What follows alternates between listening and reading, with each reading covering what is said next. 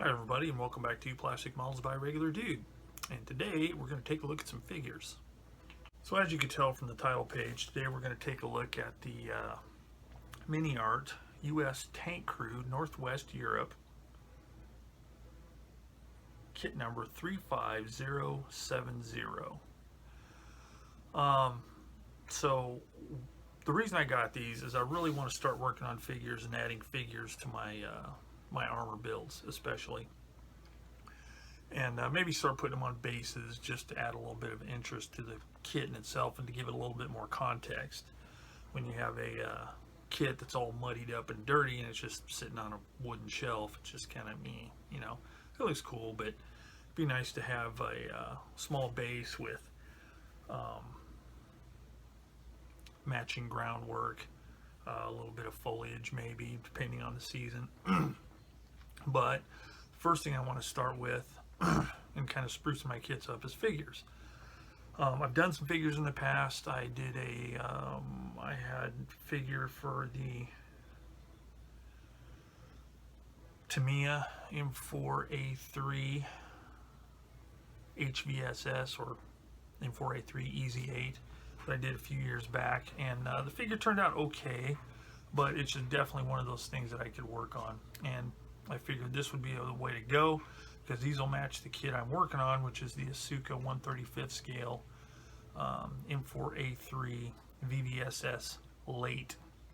So it'll be later in the war, and these figures would match pretty good, I think. So I'm gonna put one together.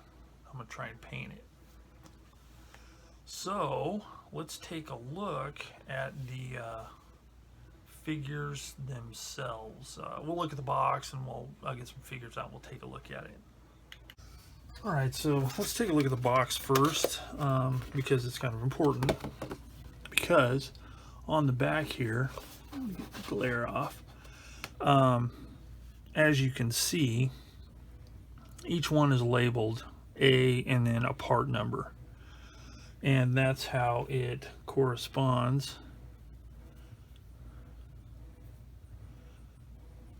on the sprue. You're just supposed to kind of guess, I suppose, as to which guy is which. So this guy's got bent legs, and this guy's got bent legs, so that he would be E.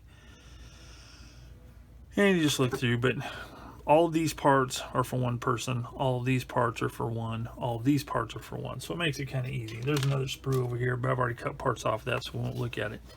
Another thing that's kind of nice is it gives you color callouts.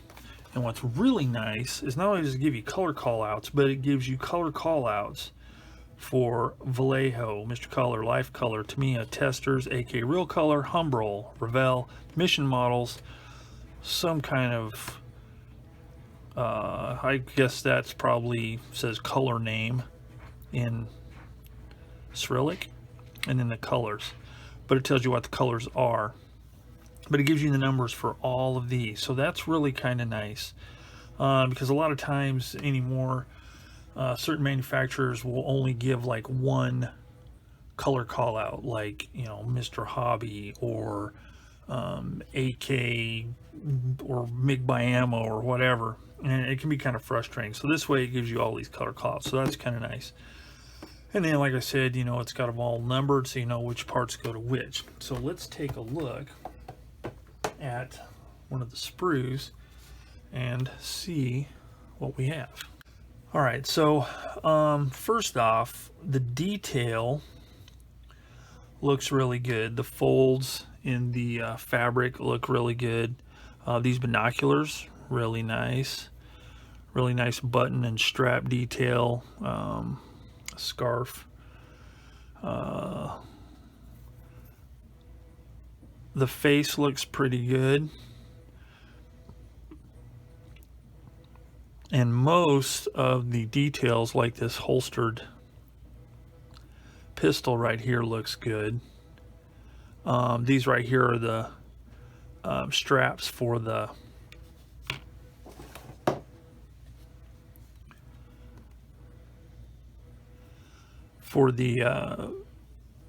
whatever this thing is, this skull cap kind of thing. I'm sure it's to help keep their heads warm during the winter months.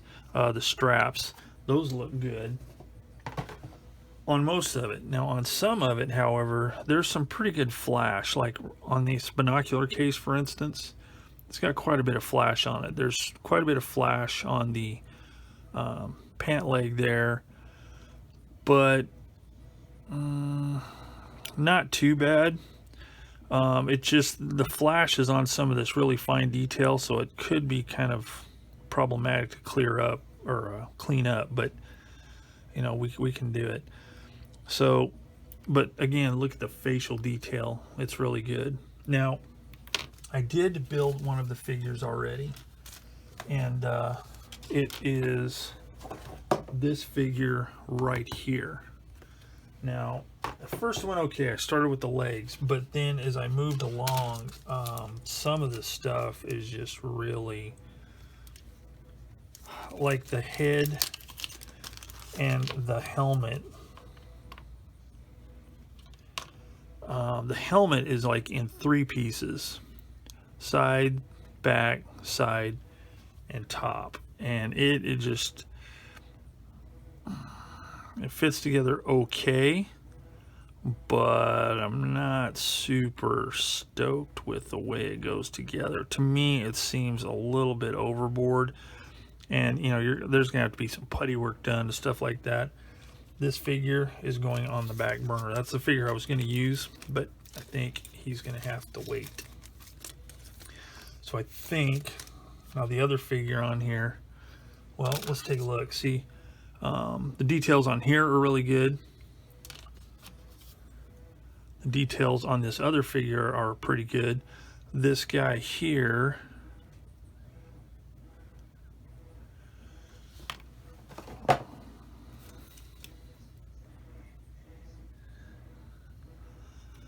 is this guy, and his parts are all really pretty clean. Not too bad. So overall, I would have to say they look pretty good. So what I'm going to do is I'm going to cut off a few of these parts here and take a look at how I'm going to clean them up and kind of ascertain as to how it's going to fit together.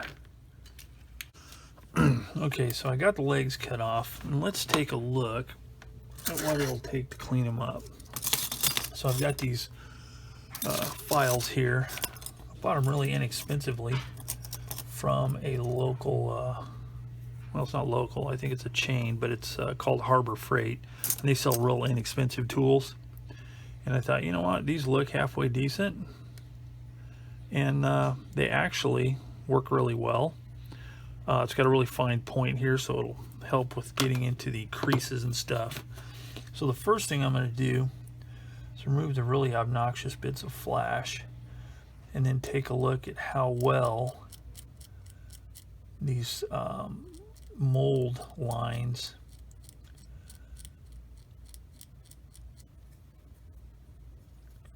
come off. So far with the scraping part, they're coming off real easily.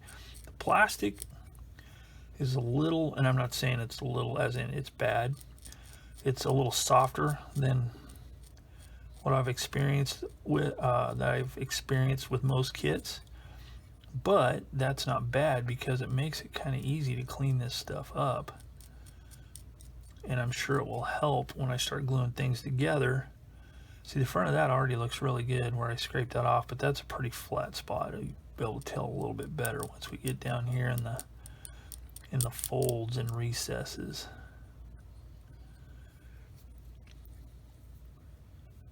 Because that's where it gets tricky.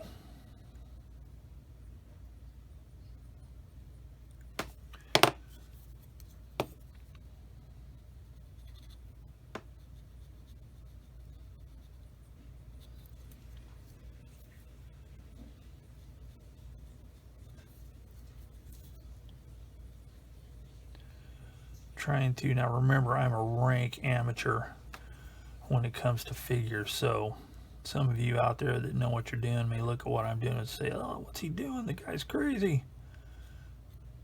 But you know what? We all got to start someplace. So as you can see,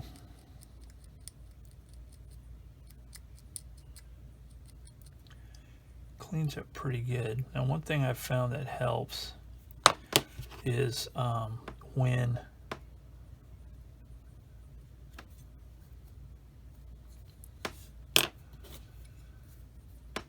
I get done doing this part here, if I use some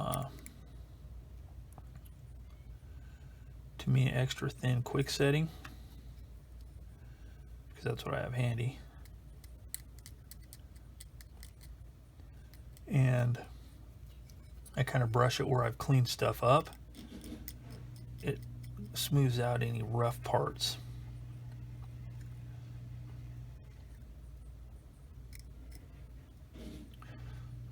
Now, there may be way better files and stuff like that for cleaning this stuff up, but this is what I have. And as always, if any of you have any tips on this kind of thing, feel free to put them in the comment section down below, because I really want to start up in my non-existent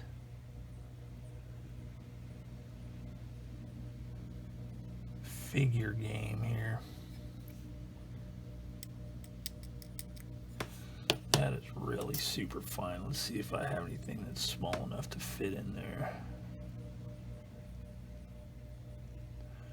What's crazy is there's people that can take a figure like this. Oh yeah, that worked really good. Sweet. There are people that can take a figure like this and cut it all up and modify it and make it look all epically groovy. And maybe someday I'll be able to do stuff like that. So as you can see, this stuff is actually cleaning up pretty good, even for a knucklehead like me.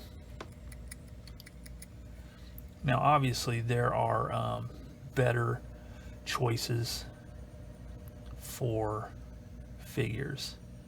You know, there's resin, for instance, and those seem to be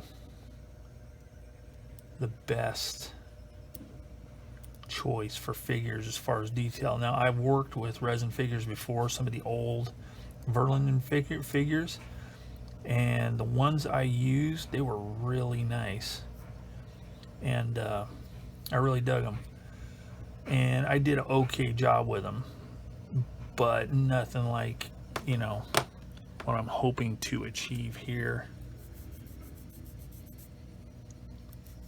Yeah, this stuff sands really easily, so that's kind of nice.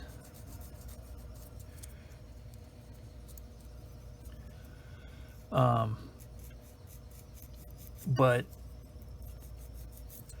I figure if I'm going to start trying to do like proper figure painting, it's best to work with some less expensive, because they can be a little more expensive, like you get Alpine figures and stuff like that. It can be a little more costly than these plastic figures and these styrene figures, and I figure if I'm going to screw something up, I'd rather do it on these than on an expensive figure. So I'm going to continue. This is what I've got so far, so it looks pretty good. So I'm going to continue on with the back of the leg, and then come back and we'll take a look and see how it is to glue these together. Okay, one thing I forgot to note, so you know which figures are which, is it comes with this sheet that says which one is C, D, E, A, B. So that way you know which sprue goes to which guy. I forgot to mention that. So I've got the parts all cut off, and I'm ready to start gluing stuff together. So here's a little example of what you have to do with these figures. These little ear flap things have to be glued into place.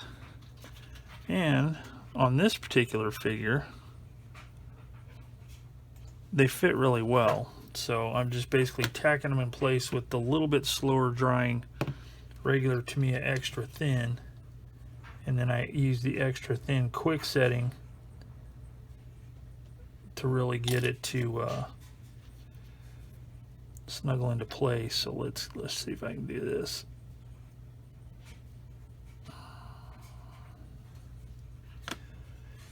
Yeah, see, That looks pretty good, so I need to slide it back just a little bit.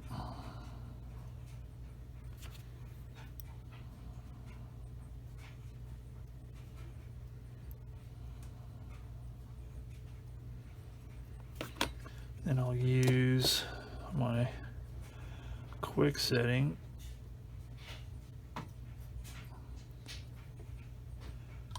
to really get it to weld on there.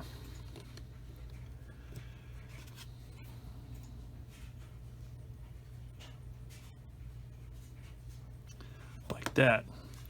So we'll set that little nugget, and as you can see, I did like the professional figure painter dudes do, and I drilled a little hole in his neck, put his head on a stick for easier painting. That's what the pros do.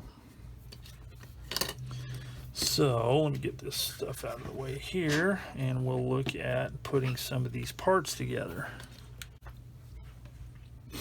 All right, so I got these legs prepared here, and now I scraped a little bit on the inner part of where they join together, not out here but here, to get them. I just got my blade and put it at a little bit of an angle so as to scrape off any irregularities in there, so it would fit together a little tighter, a little more flush. This side here has some weirdness going on, so I just did that. Then, holding these parts together, now fortunately they make the seams where there's like natural seams for the dude's britches.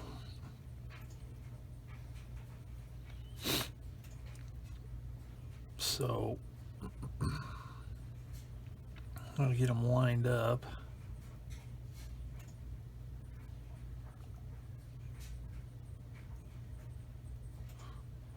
It's kind of tricky to do with one hand. So I'll take my cement, apply it from the inside and let it just flow through the seams. Hold there for a sec. And then check to make sure it's straight. Kind of mash it together.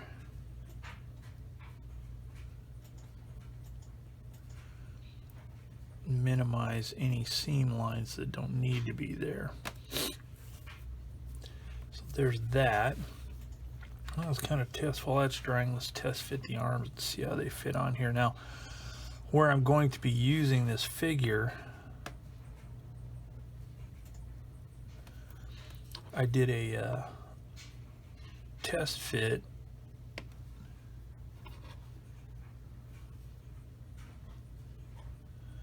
to make sure that, you know what, I forgot the guy's pistol. I did a test fit where he's going to be in the vehicle to make sure his arm position is good. And the stock arm position will work fine, and I can actually use this particular guy in the turret.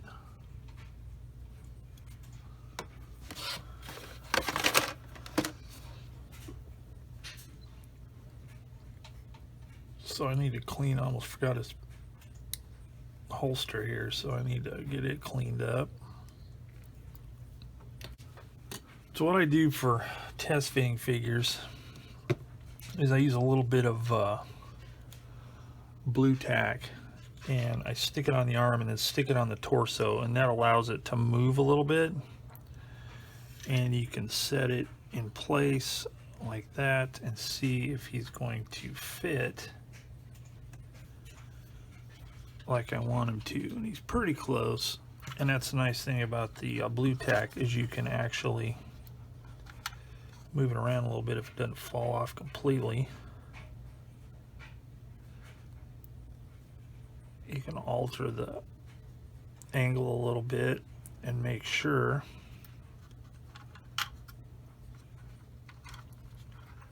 that he's going to fit like I want him.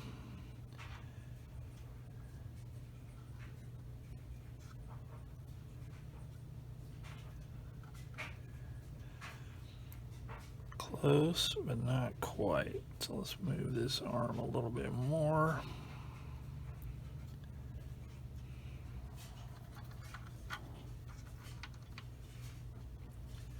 Yeah, that looks pretty good.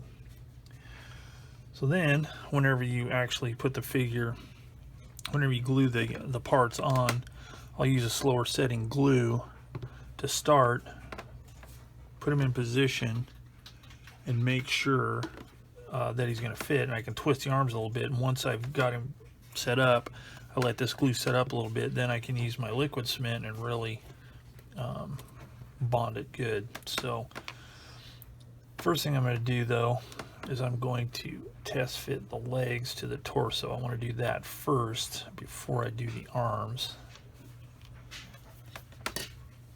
So let's take a look. Fits pretty good. Now this is going to be below the level of the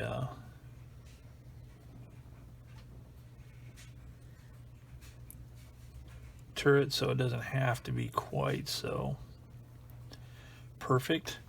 But one thing I want to do first is I want to sand this seam a little bit so it's not quite so pronounced.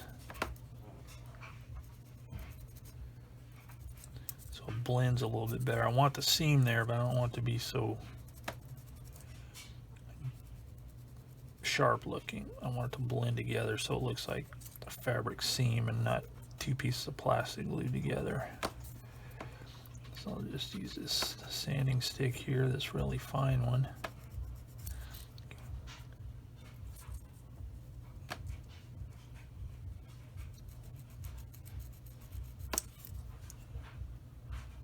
So that's a little bit better. It should look okay once it's primed. Front's okay. So let's check the fit here.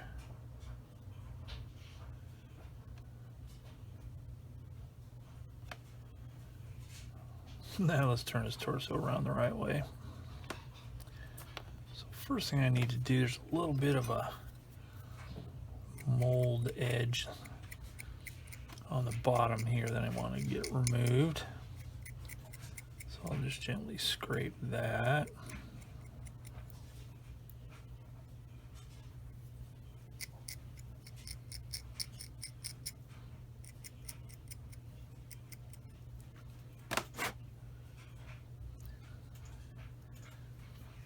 So it looks pretty good. And then just fit that. So that looks pretty good. Get it back there.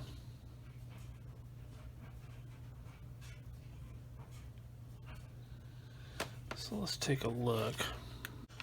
All right, so here's what I did to kind of make this fit a little bit better. Now putting it together, it wasn't very even. And when I put the two parts together, I could see this paper through some little cracks and stuff. So I just got my sanding stick, laid this as flat as possible, and gently. It doesn't take much, there's just some high spots and I wanted to even it out. I did the same thing on the bottom of this. Get all the residual plastic dust off of here. And then it fits nice and flat. So I can glue that. So let's get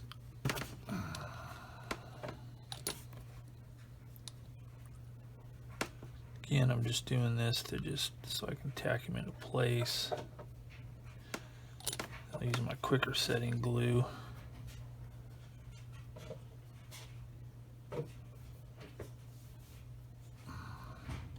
Make sure that the jacket overlaps the pants.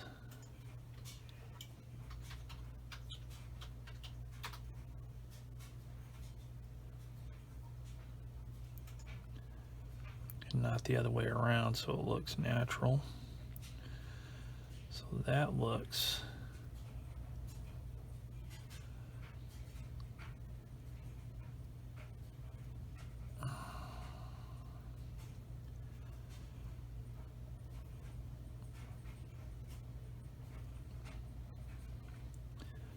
looks pretty good right there.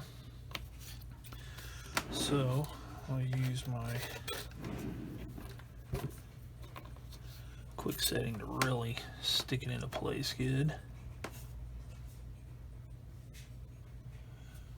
That'll also help get rid of any of the little bit of plastic burrs that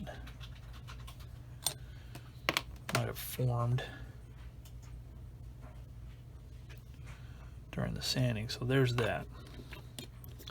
So we'll let that set up for a little bit. Whoops. And then we can do the arms. Alright, so now let's glue some arms on this poor armless bloke.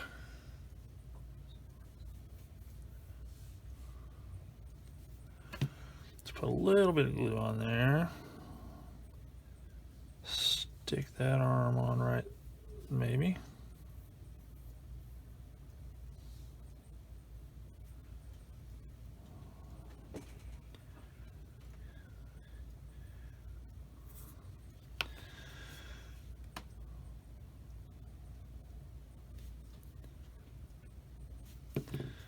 This arm on here.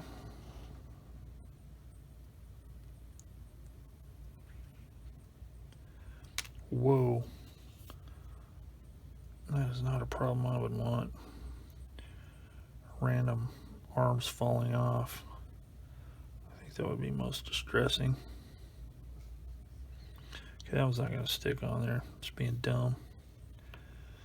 So let's put a little bit more glue on there.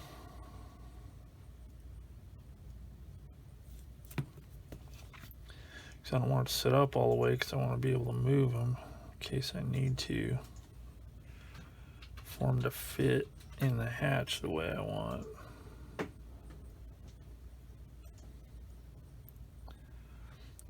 With this guy's arms like this, looks like he's busting some crazy dance move. Okay, so let's see.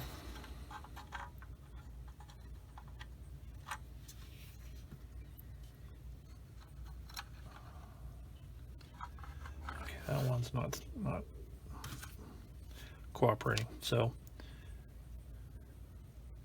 that one is kinda. So let's switch over to the extra thin and hope we can move it.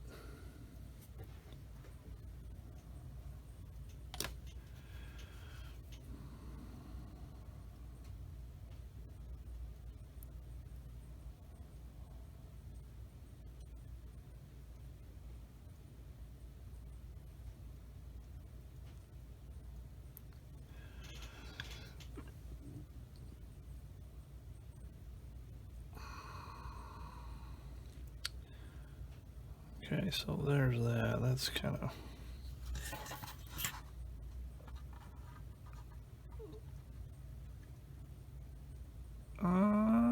looks pretty good. So let's get really crazy and use this. Right, yeah.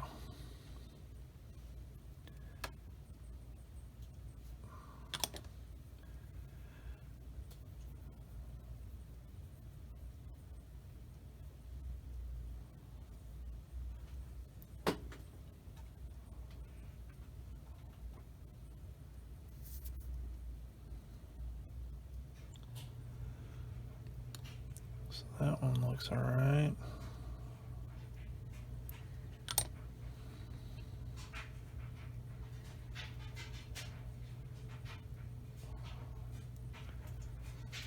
That one looks all right. I'll have to clean that up a little bit. So let's see how he fits now.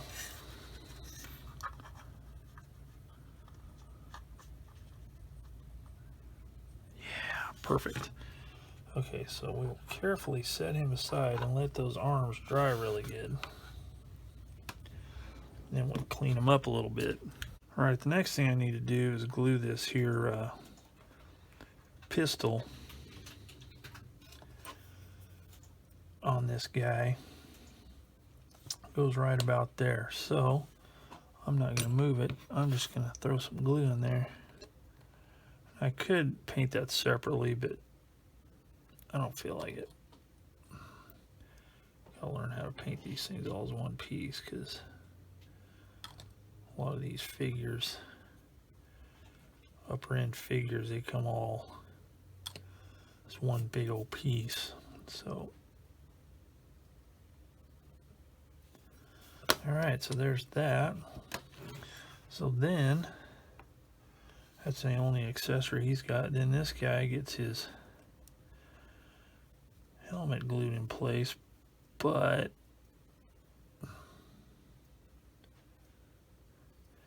I'm not actually going to glue it in place yet because I want to paint